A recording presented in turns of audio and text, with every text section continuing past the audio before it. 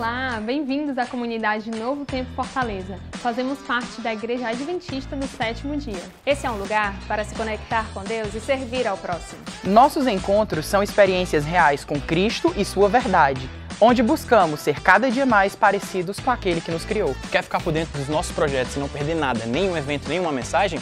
Segue a gente no Instagram e se inscreve no nosso canal no YouTube. Fica aí, que a nossa programação começa em instantes. E lembre-se, Somos porque Ele é.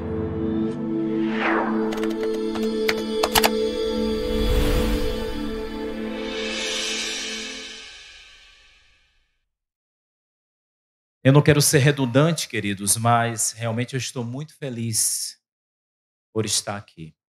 Muito feliz mesmo em revê-los. Feliz por saber que Deus tem trabalhado na nossa vida de maneira muito especial, na vida de todos nós. E eu quero dizer uma coisa para vocês. Deus, Ele não trabalha por atacado. Ele trabalha a varejo. Quem é do comércio, né? Principalmente, entende muito bem esse significado. O trabalho de Deus é específico e personalizado. Vocês sabem que algo personalizado é mais caro, né? Sim ou não? Algo personalizado e artesanal. Eu tenho que entender isso. Não considere que Deus cuida de você, olha para você ou intervém na sua vida pela família. Isso é um erro pensar assim. Deus trabalha com você pela comunidade. Senhor, abençoa a comunidade Novo Tempo de Fortaleza. Então eu estou sendo abençoado. Não. Retifique, por favor, esses conceitos. Nós temos alguns clichês e conceitos que a gente vai alimentando, ora, seja por ignorância, seja por vã repetição, né? Eu digo vã repetição porque a gente ouve e repete. E vai andando na contramão da experiência religiosa. E esse andar da contramão torna Deus disforme. Não torna o Deus integral que é apresentado, revelado, que foi inspirado e que deve, por intermédio da iluminação, ser apresentado em nossa vida. Isso vai fazer com que você, inclusive, entenda parcialmente, porque ninguém vai entender, as questões da vida, as suas consequências. E teremos fé suficiente para entender que no tempo certo nós vamos glorificar o nome de Deus pela maneira que Ele agiu conosco. É importante que eu saiba que Deus não lida comigo por atacado. É porque nós somos finitos, nós somos limitados. E a nossa limitação impede de pensar que um ser tão grande como Deus olha para mim e não apenas sabe o meu nome, mas Ele sabe quantos fios de cabelos eu tenho. Ele sabe e conhece o meu pensamento antes de formulá-lo. Antes da sinapse acontecer, Ele já sabe. Ele vê não apenas o ato, Ele vê o motivo que nos leva ao ato. Ele nos conhece na entranha. E Deus está te vendo agora sim. Tudo que você passa, tudo que você passou e passará, ou será um projeto de Deus, ou será consequência das nossas decisões. A sua vida só pode ter dois efeitos. Ou tudo que acontecer será um projeto de Deus, porque com Deus é tudo ou nada. Não existe 99,9%. Imagine você virar para a sua namorada, para a sua esposa, para alguém que você ama e dizer assim, olha, eu gosto de você, eu sou fiel a você 99,5%. Aí você vai perguntar por quê? O que falta? Ninguém se conforma com 99,9%. E com Deus não é diferente, é tudo ou nada. Por isso que a gente vê, sem mim, nada, comigo, tudo. Por isso que Paulo, ele ressalta e diz a mesma coisa que Cristo disse. Tudo posso naquele que me fortalece. Então, queridos, por favor, tenha certeza de uma coisa nessa manhã. Eu quero desde já trazer. Antes da nossa vida intrauterina, Deus já tinha planejado a nossa existência. Ele acompanhou a nossa vida intrauterina, acompanhou a nossa infância, acompanhou, sobretudo, todas as faixas etárias e tem nos acompanhado e nos conhece de maneira poderosa. E quando o pastor Ítalo me perguntou, né, o tema da mensagem, e pense na dificuldade de dar um tema para uma mensagem, porque a gente geralmente sempre é levado a dar o tema e depois buscar o que vai falar. E esse método é um método dedutivo, vem de fora para dentro. Eu quero dizer que, para que sejamos fiéis à palavra, nós temos que nos utilizar sempre do método indutivo. É da palavra para fora. É a palavra que define o tema. E o verso que eu quero trabalhar com vocês, que é muito pouco falado, e é falado de maneira descaracterizada, despersonalizada e até mesmo descontextualizada, está no evangelho mais evangelista que tem na Bíblia. Qual é o evangelho mais evangelista? De todos os 4 evangelhos, não é João não, viu? Não é Joaquim, Felipe. O evangelho mais evangelista dos 4 é Lucas. Vou dizer por quê. Lucas 18. Eu quero convidar você à palavra, se você ainda recorre à palavra, se você ainda exerce autoridade para com a palavra. E é ela que vai reger a nossa vida, os nossos pensamentos, a nossa estrutura. E Lucas, ele é singular porque Mateus, ele escreve para os judeus. Marcos, ele escreve para os romanos. Cada evangelho tem um destinatário. E Lucas, o João já é um tratado apologético para provar que Jesus é Deus. Já Lucas é o evangelho que escreve para toda a humanidade. Existem algumas palavras de moda hoje, né, pessoal? Empoderamento, o que mais? Inclusão, o que mais? Ideologia de gênero, o que mais? Identidade de gênero, o que mais? Orientação sexual e por aí vai. Não é? São as palavras de moda hoje. São as palavras que a psicologia social conseguiu colocar na crista da onda. E tem muita gente, aí vai, feminismo, a live. A psicologia social conseguiu colocar no centro. E é interessante que todos esses movimentos, a parte da Bíblia, têm dito que a Bíblia é retrógrada, a Bíblia é antiga, a Bíblia é descontextualizada, na Bíblia não tem inclusão, na Bíblia não tem diversidade. É outra palavra, né? Na Bíblia não tem isso, na Bíblia não tem aquilo. Queridos, leia a Bíblia em nome de Jesus. Está parecendo igual no período, doutor Cristian, que eu estava no mestrado em Ciências Sociais da Religião na Católica, e teve um colega lá, apenas 18, né, a maioria ateus e agnósticos. Aí ele levantou e disse assim, porque naquela história de Abraão mostra que Deus matou Isaac. Então Deus é um Deus tão pagão quanto Baal. Eu pergunto, onde é que está na Bíblia que Deus matou Isaac? Qual é o livro? Interessante, queridos, é que a gente tem uma crítica a priori. E a ciência sabe muito bem o que é isso. A gente duvida a priori, a gente nega a priori, a gente sempre tem predisposições a priori. Eu quero dizer que esse livro e esse evangelho é o evangelho mais inclusivo da Bíblia. A inclusão que você vê lá, desenho de paralítico, desenho para o velhinho, nego não respeita a vaga de garagem, nego não respeita a prioridade. Eu quero dizer que esse livro aqui, esse evangelho, ele salvaguarda e defende a inclusão. Porque o evangelista Lucas, ele diz que Jesus, ele é salvador de Adão até nós.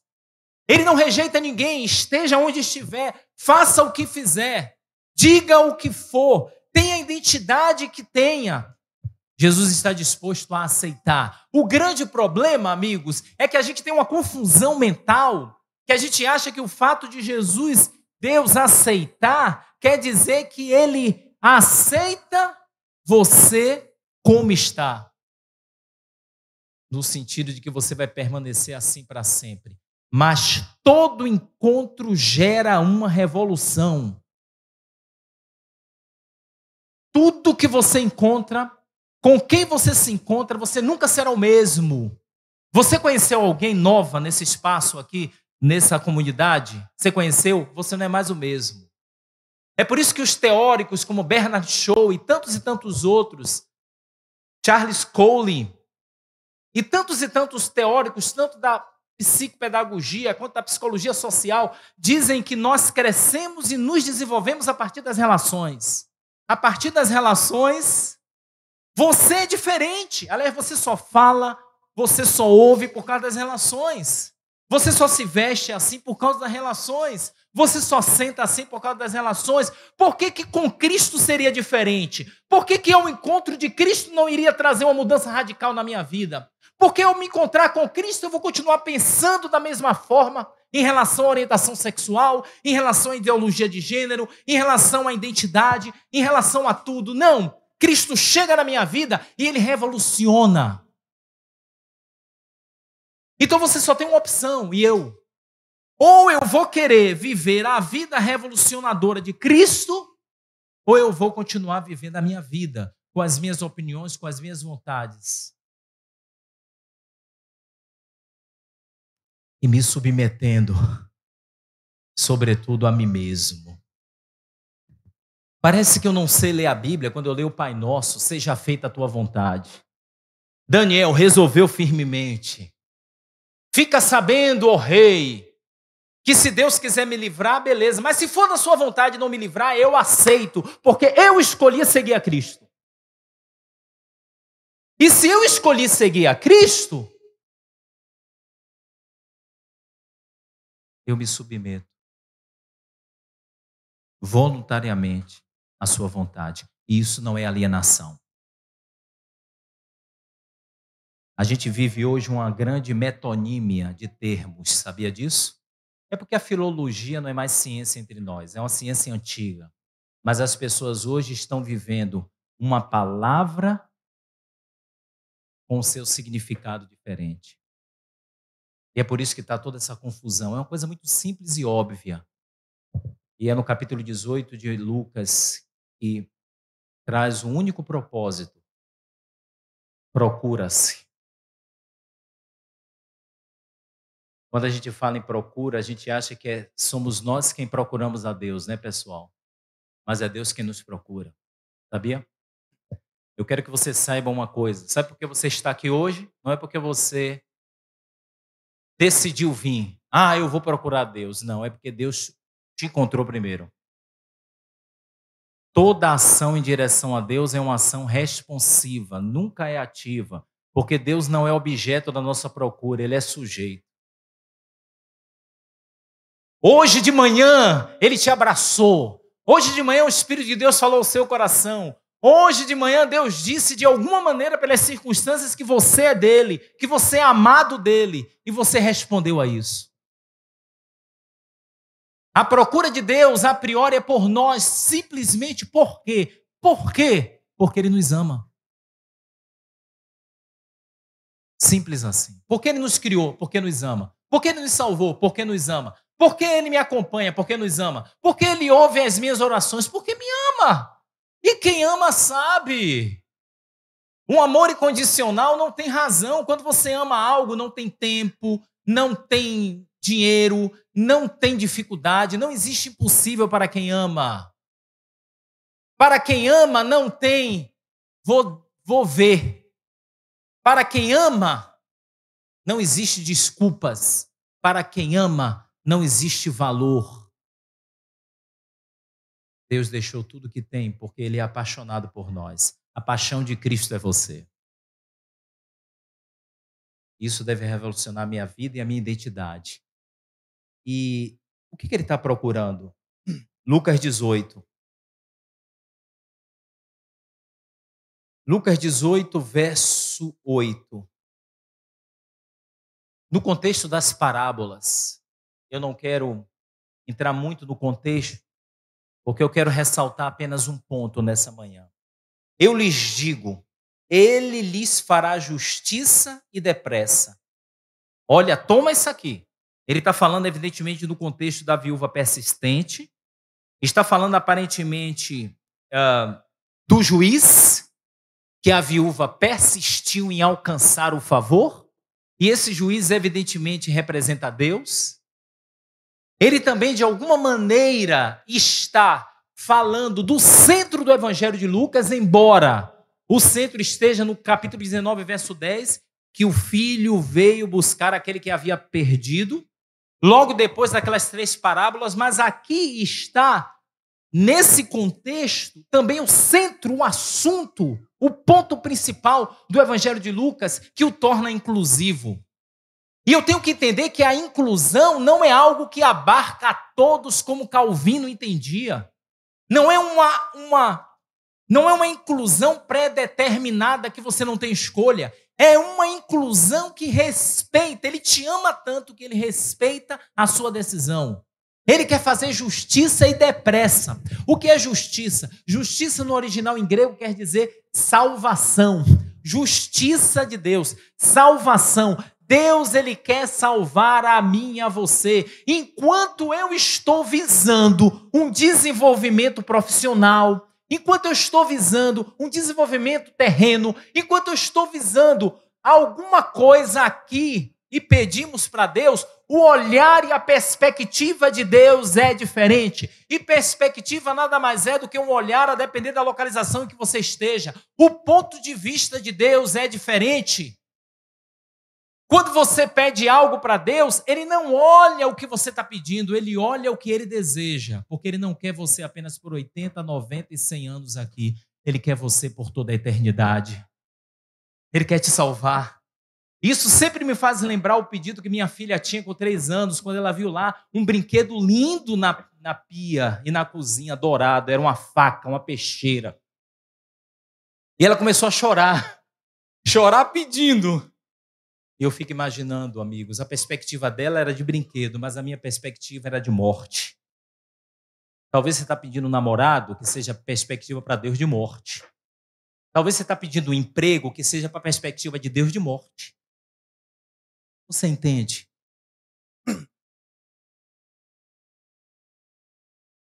Você não vai entender agora. Mas quando você chegar no fim, você vai dizer, Pai, muito obrigado.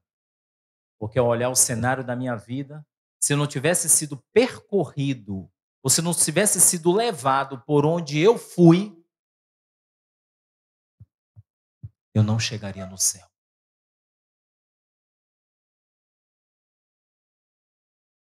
Falar é fácil. Viver é difícil. Acontecem situações em nossa vida que a gente não entende. Mas acontece algo que esse verso conclui. Aí entra o procura-se de Deus. Quando é dito aqui, eu lhes digo que ele quer fazer justiça e depressa, contudo, aí entra, a gente tem que ter muito cuidado na interpretação bíblica, né? Contudo, todavia, aqui entra no contexto de uma conjunção adversativa. No entanto, embora Deus queira fazer justiça na sua vida e depressa, há algo que eu e você precisamos fazer. Olha o que diz o texto. Olha que lindo. Quando o Filho do Homem vier, encontrará fé na terra? Você acredita no agir de Deus? Quando você recebe o não? Quando acontece algo que você não espera? Você acredita que esse Deus é soberano e está no comando? E que ele pode transformar maldição em bênção? Ou está preparando algum aspecto da sua vida para que você chegue onde ele quer que você chegue? Será que você tem fé? Você pode ter fé quando você está indo para o lugar maravilhoso, quando você chega naquilo que você queria. Mas quando você está sendo preparado para, é aí que é visto a fé. E há vários recados na Bíblia que reforçam essa declaração. Filipenses 1,6, aquele que começou a boa obra em vós há de completá-la.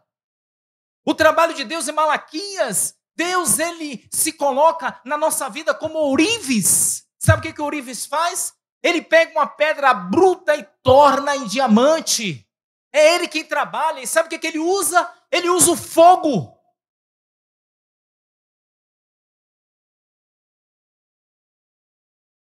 A pergunta de Deus é, nesse período de lapidação, de preparo, para que Deus te coloque e te leve para onde Ele quer, e o propósito final de Deus é único para todos, que é a salvação. Você tem fé suficiente para permitir que Deus haja?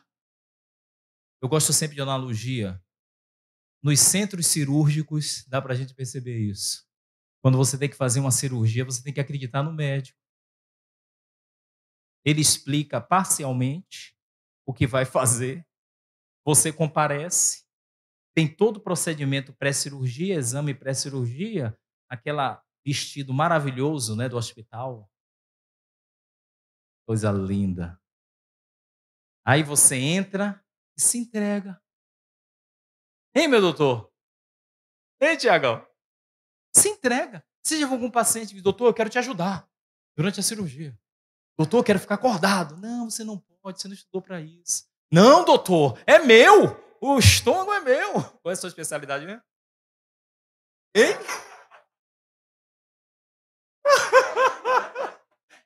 É clínico geral.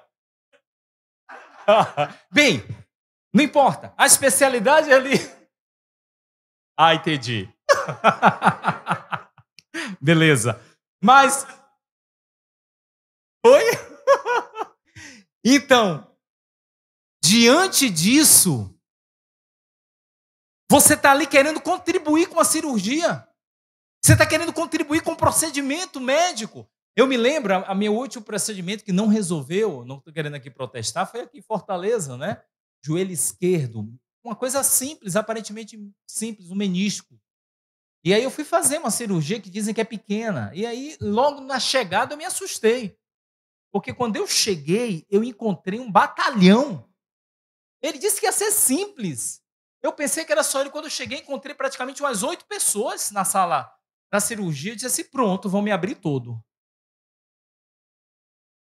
E o mais interessante é que quando eu sentei, ele virou e fez assim, qual é o joelho mesmo? Aí eu digo, não, eu vou sair daqui. Aí eu levantei, doutor, você está de brincadeira comigo. Não, é porque é procedimento mesmo, perguntar para a gente anotar aqui. Aí eu levei na brincadeira. Mas, queridos, é exatamente isso. Deus é o nosso cirurgião. É o único cardiologista que pode, de fato, mudar o coração. É o único cardiologista que pode fazer uma cirurgia no universo. É o único que pode trabalhar conosco de tal maneira para nos preparar para onde devemos ir e onde devemos estar. Agora a pergunta é, será que ele encontrará fé na terra? Só que fé é uma palavra tão pequena que a gente sempre traz uma posição reducionista. E essa posição reducionista é, ter fé é acreditar sempre em Deus. Não necessariamente, não, queridos. Ter fé não é acreditar só em Deus. Ter fé é você, na prática, acreditar em Deus. E não se acredita em Deus apenas na declaração, porque não existe a palavra cristianismo na Bíblia. Me mostre, não existe. Não existe cristianismo nem como conceito, nem como ideia. Deus nunca pensou na institucionalização do cristianismo. Sabiam disso? Quando ele pensou em cristianismo como ação. Não é à toa que em Atos, o apelido dos cristãos, até os inimigos perceberam isso. Pequenos cristos.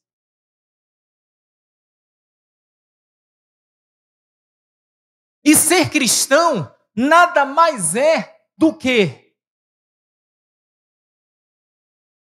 ter fé suficiente para anular a própria vontade em detrimento da vontade de Cristo. E isso muda tudo. Isso radicaliza a nossa vida. É por isso que agora a gente entende a declaração de Paulo em Gálatas 12, verso 20. Não eu, agora não eu, mas vivo, mas Cristo vive em mim. Agora, como é que Cristo vai viver em mim? É bonito isso, né? A gente gosta do que é belo, mas esquece do que tem que fazer. Lá o raciocínio paulino é muito claro, o raciocínio de Paulo.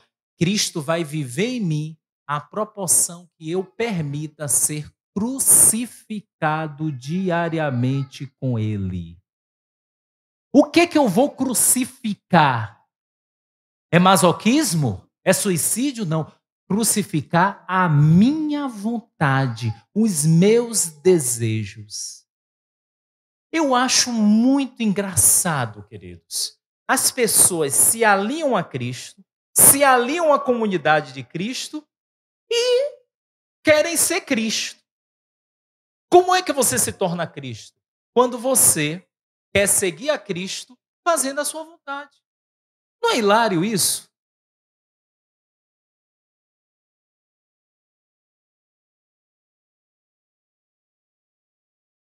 Quando você se torna um cristão, você se entrega a Cristo para que Ele crucifique a sua vontade. Sabe por que Cristo usa essa expressão, crucificar diariamente? Porque Cristo estava no contexto, vocês sabem, do Império Romano. O contexto das guerras, né? Vocês já viram esses filmes épicos? Com certeza. Eu sempre admiro uma coisa nesses filmes. Como é que aquele povo, milhares, entra com a espada na mão, no meio daquele povo ali, um lutando contra o outro, sem medo de morrer, os gladiadores, porque havia, no fundo, um interesse próprio. Sabe qual era? Eles queriam a glória pelo autossacrifício. Você sabia que tem muito cristão hoje que acha que pode ser cristão pelo autossacrifício? Porque se eles morressem numa batalha, o nome deles seriam deificados. Eles se tornavam deuses e seriam lembrados por todas as gerações. Já viu que é assim nos filmes? Então Cristo, ao falar nesse contexto, ele diz, não é disso que eu estou falando. Eu não estou falando de sacrifício para a honra humana. Porque os homens, naquela época, se divinizavam para serem exaltados. Mas no contexto de Cristo, o cristão, ele se humaniza para glorificar a Deus. É Deus que tem que ser glorificado na minha vida. E tem que ser algo que não acontece numa hora, porque eu vou me tornar um mártir. Ser cristão não é ser um mártir, ser lembrado, olha aqui, vamos botar um busto. Não! Ser cristão é morrer diariamente. A santificação é uma obra de uma vida inteira. O trabalho de Deus na sua vida e na minha vida é diário. A vereda dos justos é como a luz da aurora. É progressivo. O trabalho de Deus na nossa vida é progressivo. A morte que Deus executa na minha vida é paulatina. Eu só tenho que me submeter e Ele faz a obra. E aí, nesse sentido, amigos, quem é a obra? Às vezes, a obra não é o que eu faço, a obra sou eu. Vamos parar com isso? É outro equívoco. Outra coisa também, olha que coisa interessante. Isso tem a ver com o evangelismo, isso tem a ver com tudo, com a missão, com a maneira que a gente rege a igreja. A gente diz assim, vamos fazer a obra. Ninguém faz obra nenhuma, quem faz é o Espírito Santo. A obra de Deus somos nós, a obra de Deus não é o seu canto, a obra de Deus não é o que você faz, a obra de Deus é você. Mas recebereis poder, o verdadeiro empoderamento não é da filosofia oriental, que acontece de dentro para fora, sobretudo a filosofia bíblica. O empoderamento é aquele que vem de fora para dentro. O poder não vem de dentro, o poder vem da cruz, o poder vem do alto, o poder vem de Cristo. Quando eu busco a Cristo, Ele me transforma. Esse é o verdadeiro empoderamento. Mas recebereis poder ao descer sobre vós o Espírito e sereis. Eu vou ser a obra de Deus. É por isso, queridos, que quando ele ora para Satanás em Jó, ele diz assim, viste Jó? Quem é a obra de Deus? A obra de Deus é você. A obra de Deus sou eu. Se você quer ter a certeza que Deus está realizando a obra na sua vida, se compare com ontem.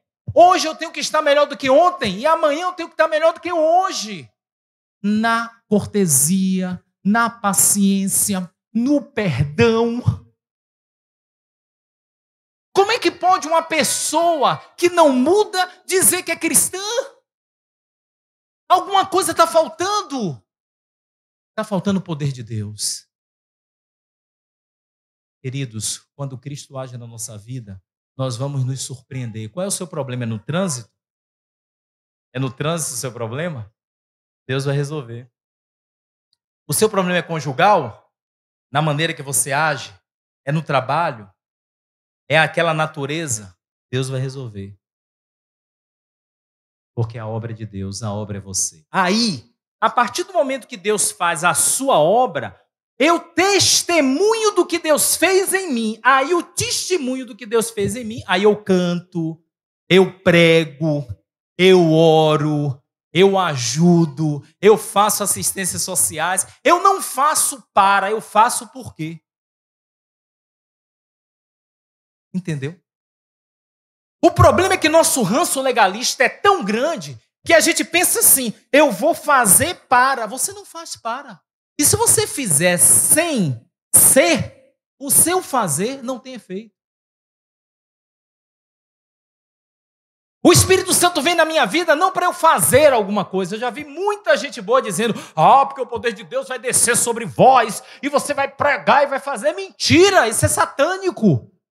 O poder de Deus, ele vem para mudar o meu coração, só isso. Recebereis poder e sereis, não é e fareis. Está em Atos 1, verso 8. E sereis. O poder de Deus me torna. O poder de Deus, ele não me usa como instrumento descartável, como instrumento com segundas intenções. Isso é satânico. E outra coisa errada, Deus não nos usa, irmãos. Que Deus nos use. Deus não nos usa. Vocês sabiam disso? A gente ouve sempre isso. Deus vai nos usar, irmão, Deus vai te usar, irmão, Deus te usou. Não diga isso para mim, por favor. Porque dá a ideia de que Deus me usa. Me usa, Deus não me usa, Deus trabalha comigo. Deus trabalha conosco, é diferente. Porque usar dá a ideia de que ele oblitera todas as suas faculdades intelectuais, toda a sua escolha, todo o seu estilo. Isso não é verdade. Olha para a Bíblia. Pedro falou como Pedro, Paulo falou como Paulo. João falou como João. Ele não deturpa a sua personalidade. Para de ficar imitando quem quer que seja. Deus trabalha com você. Deus trabalha comigo. E quando eu faço algo, eu estou glorificando a Deus, porque eu digo, está vendo essa obra? Essa obra não é minha, essa obra é de Deus. E para isso tem que ter fé. O que Deus só procura-se. Ele procura só pessoas com fé. Que se permita, ou que estão permitindo serem moldados por Ele. Preparados por Ele para serem uma bênção. E aí, nós vamos entrar nos assuntos mais polêmicos que existem, né? Para pensar comigo. Diante desse raciocínio, a orientação sexual vai ser de quem? Quem é que me orienta sexualmente? Quem é que vai me orientar no alimento? Quem é que vai me orientar nas vestes? Quem é que vai me orientar? Quem é? Quando eu sou cristão, quem é que me orienta? Sou eu que me oriento ou Cristo que me orienta? É a vontade de Cristo que sobressai e prevalece ou a minha? Eu gosto muito daquela resposta verdadeira de Sansão, que está em Juízes 14. Eu quero a Filisteia!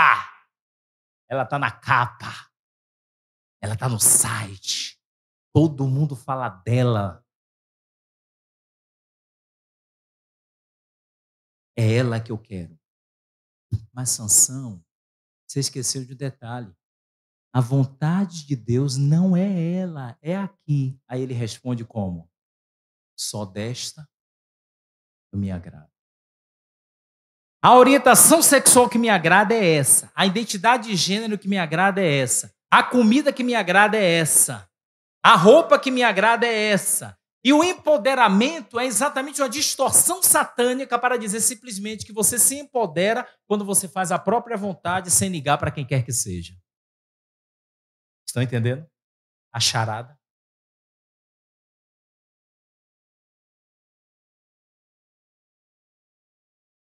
Mas quando eu passo a me vestir, e aí quando eu entro em roupa, você pode dizer, ih, entrou em polêmica. Não entrou não, porque a Bíblia não fala de roupa. A Bíblia fala de características. Pudor, bom senso e modéstia.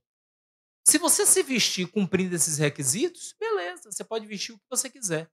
O problema não é a saia. O problema não é a calça. O problema é se as características atendem isso. Comida. Legal. Muito bom essa comida, gostosa. Eu cresci comendo, que cheiro maravilhoso. Mas se eu quero fazer a vontade de Deus, o que Deus orienta para o meu corpo? Ou Ele não orienta? Orienta ou não orienta? Aí eu vou fazer a minha vontade ou a dele? Ah, mas fazer a... Ah, eu estou me anulando, eu não sou eu. Mas é isso mesmo. Não eu mais vivo, mas Cristo vive. E é hilário, virou piada. O problema é que as pessoas querem as duas coisas. Elas querem dizer que são cristãs não sendo. Elas querem dizer que são cristãs sendo Cristo e tornando Cristo um cristão.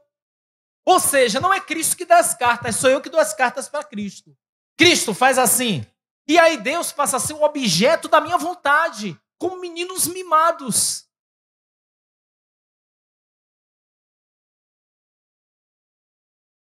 Você percebeu como essa declaração envolve tanta coisa?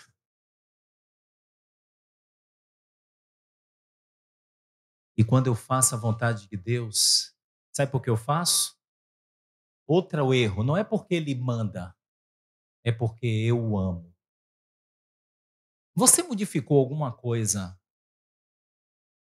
em relação a alguém que você ama ou não? Se você não modificou, aí eu digo que realmente o meu raciocínio está errado. Se você não mudou a sua atitude em relação a um filho que ama, a um cônjuge ou a qualquer pessoa que você passou a amar, você passou a gostar, você passou a acordar, você passou a fazer coisas que você não faria, porque é preciso fazer, porque você tem alguém que ama. Por exemplo, nasceu um menino, muda o seu comportamento ou não? Vamos lá, e aí, Diego, nasceu um menino, e aí, Tiago, nasceu um garoto. Não muda nada. Muda alguma coisa, Suelen? Mudou nada? Você continua sendo a mesma antes? Tudo. Totalmente tudo. Agora, por que você faz? Porque ele manda, né? Manda em vocês. É o chefinho, aquele desenho. E o chefinho. Vá, mãe, acorda aí, mãe. 3 horas da manhã. Aí você, ô meu filho, você que manda. É assim que resolve? Não, querido. Sabe por que ela faz isso? É porque ela ama. E você vai continuar fazendo a vida toda. Os filhos crescem. Não, cadê os pais aqui mais maduros? Eles casam. E aí, continua fazendo, meu amigo? Continua mudando o comportamento. Por quê? Porque você ama. Você começa a namorar, você muda, Gabriel. Você mudou, eu sei. Pode ver. Você muda. Você muda por quê? Porque ela manda em você? Ele manda em você? Não, porque você ama. Também, né? Esse pessoal não brinca em serviço. Diz que o homem é o cabeça e a mulher é o pescoço, não é ela que gira, né? Mas ela manda de uma maneira tão maravilhosa que você acha que não. Também, né, Cristian? Mas, queridos, entendeu o cerne da questão? Esse é o cerne da questão. Para que ter tanta polêmica? Se eu amo, eu me submeto. Simples assim.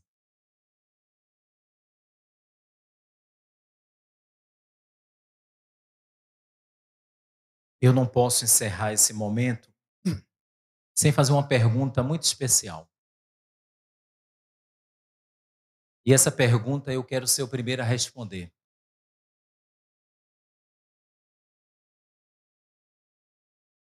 Quantos do fundo do seu coração nessa manhã querem dizer: Pai,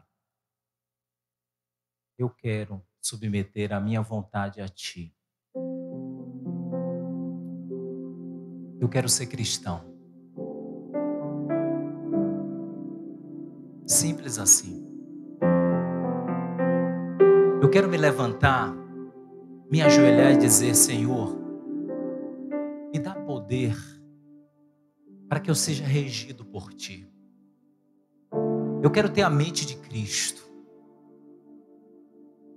Eu quero que os meus membros, o meu corpo, eles possam agir como reflexo daquilo que Tu desejas. Eu quero ser um esposo e uma esposa segundo o Teu coração. Eu não posso. Me torne. É por isso que Jesus Cristo faz tudo. Ele coloca em mim o desejo, Ele muda o desejo e Ele que me dá forças para eu viver o que Ele quer que eu viva. A minha função só é querer. E nessa manhã eu quero dizer a você que eu quero. E eu louvo a Deus, não por vocês, eu louvo por mim. É no sentido de que eu olho para mim e eu vejo que hoje eu estou melhor do que ontem. E amanhã eu quero estar melhor do que hoje. Sabe qual é a maior prova da existência de Deus? É o espelho para mim. É porque eu vejo algumas reações minhas que eu não teria se eu estivesse sendo regido por mim. Ah, meu amigo, eu não teria. Eu não sairia calado em determinadas circunstâncias. Eu já teria me separado. Eu já teria feito tantas coisas se fosse por mim mesmo. Eu já teria partido até para a violência.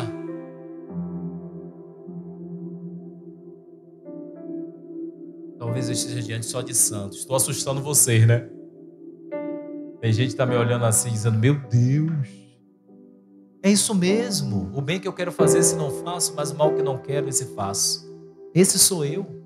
Vamos parar de viver esse politicamente correto como se a nossa roupa escondesse o nosso coração.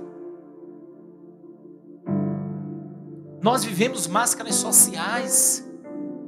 Está na hora de romper com isso, porque Deus é menos ofendido com a sinceridade de um pecador do que com a hipocrisia de um santo. É melhor você chegar aqui dizendo que é pecador e se apresentando como Jacó, do que continuar insistindo, aparecendo como Jacó, dizendo que é Esaú. E é dessa maneira que eu glorifico a Deus. E é dessa maneira que Deus vai alcançar outras pessoas. Sabe qual é para mim a maior definição de um pregador? De alguém que apresenta a palavra? É um mendigo falando para os outros mendigos onde tem pão. Não é bacana isso? Está aqui um mendigo diante da associação de mendigo. Não se ofenda, chamou a comunidade Novo Tempo de mendigo. É mendigo mesmo. Espiritualmente todos são. Eu só prego aqui essa vez. É um mendigo falando para os outros mendigos onde tem pão. Onde ele encontrou o pão. Olha, eu encontrei o pão aqui. Você também pode encontrar. É o que está sendo feito hoje pela manhã.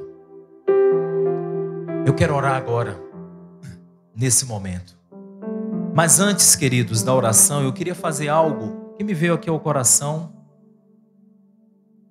Até eu vou quebrar um pouco os protocolos, como sempre. Eu quero mostrar para vocês e quero pedir que vocês orem por um projeto. Um projeto que visa glorificar a Deus e revolucionar vidas de maneira contextualizada. E eu quero fazer isso. Felipe, você está com o WhatsApp aí aberto? Felipe, rapidinho. Queridos, a mensagem de Deus ela é inclusiva. Eu espero que você não tenha mudado o número, viu, Felipe? E eu quero, nesse momento do apelo, mostrar algo para vocês.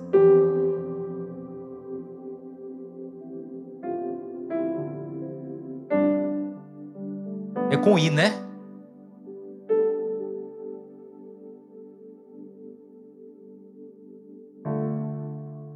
Diego, eu vou mandar para você. Queridos, eu quero mostrar esse projeto. Tá certo. Então faz assim. Enquanto eu passo, eu quero, ainda vamos ter uma música. Eu queria que no momento dessa música você estivesse falando para Deus assim: Senhor, Tu sabes o que eu preciso mudar. Tu sabes de tudo, mas eu só desejo uma coisa: eu quero submeter a minha vontade à Tua. Se você assim o deseja, eu quero te fazer um convite. No momento que você estiver ouvindo essa música, se levante. Diga ao Senhor isso. Não precisa ser agora. No momento que você achar adequado. Eu queria que nesse momento você orasse, fizesse uma autoanálise, uma introspecção. E dissesse: Pai, eu quero ser cristão. Não é a minha vontade. Todas as áreas da vida é a Tua vontade. Eu quero viver para a glória Tua. Porque eu quero que quando Tu olhes para a terra, ache fé em mim. Ache fé nos meus filhos. Que eu cresça. Que eu eduque, Felipe, Joaquim. Que vocês eduquem os seus respectivos filhos. Que eu eduque os meus filhos para ter fé. E que Deus, quando olhe para a terra, na época da sua volta, Ele veja os nossos filhos com fé. Esse é o seu momento, em nome de Jesus. Quando a gente ouve essa música, todas as músicas a gente vinha a cantar, quando diz que Cristo é tudo, a gente tem que correlacionar essa declaração com o que nós ouvimos nessa manhã. Ele tem que ser tudo na nossa vida, tudo. Futebol, tudo. A gente não pode desvincular nada. Ele tem que estar presente. E nessa manhã a gente está simplesmente dizendo isso para Ele: Pai, eu desejo que a minha vontade seja regida pela Sua. E dessa maneira Ele vai alcançar todas as pessoas diante de todos os fatos. Que Deus nos abençoe. Ao estar em pé, você está dizendo: Senhor, o Senhor vai reger a minha vontade. Em um minuto, eu quero mostrar para vocês um projeto evangelístico que a gente vai iniciar, tem desenvolvido, que visa exatamente essa mensagem que mostra por que o Evangelho de Lucas ele tem que ser inclusivo, ele é para todos, a Bíblia é para todos. É a Bíblia que fala de diversidade, é a Bíblia que fala de inclusão, é a Bíblia que fala de orientação sexual, de ideologia, tem tudo na Bíblia. A unidade vem da diversidade. Duas peças iguais não se unem. Tem que ser diferentes para se unir. E todas essas pessoas que realizam fatos, realizam porque são pessoas. E nós queremos desenvolver um evangelismo nessa pegada. Eu quero que vocês orem desde já para esse projeto. Felipe, por favor.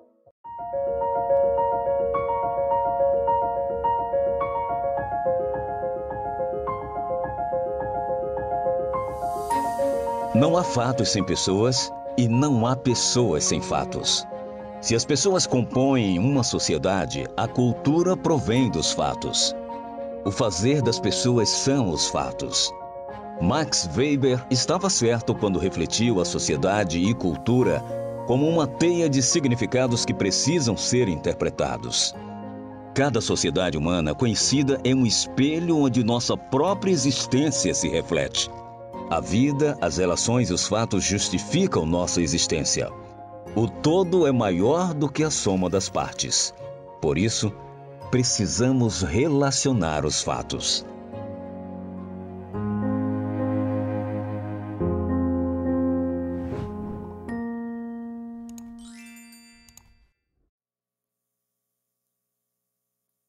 A palavra de Deus é para todos. Não é budismo, não é xintoísmo, não é todos. Toda essa diversidade Deus quer alcançar. E quando a gente é encontrado pelo Senhor, a gente passa a ser a prova de que a palavra de Deus e o Evangelho têm relevância para todos. Vamos orar. Amado Deus, nós queremos entregar a nossa vida a Ti, a nossa disposição, a nossa decisão. Ainda há pouco nos levantamos, revelando a nossa prontidão em submeter a nossa vontade a Ti. E qualquer pessoa em suas diversas áreas, situações e crenças, se se submeterem a Ti, viverão através de Ti. Tu nos conheces. Tu sabes, Pai, do que precisamos. Crucifica-nos. Submeta-nos a Ti, porque nós queremos. Queremos viver segundo a Tua vontade. Queremos que todas as esferas da nossa vida sejam exercidas a partir desse princípio. Continua abençoando essa comunidade. Nós amamos. Que a Tua bênção seja real sobre cada um deles. E que eles continuem sendo relevantes, investindo mais nessa relevância para alcançar a todos indistintamente com as estratégias adequadas e contextualizadas. E que as pessoas não leiam a Bíblia livro, mas leiam a cada um de nós como Bíblia, como evangelhos vivos, como pessoas que refletem naturalmente a Ti, em nome de Jesus. Amém. Deus abençoe, queridos. Foi um prazer, viu? Estar com vocês.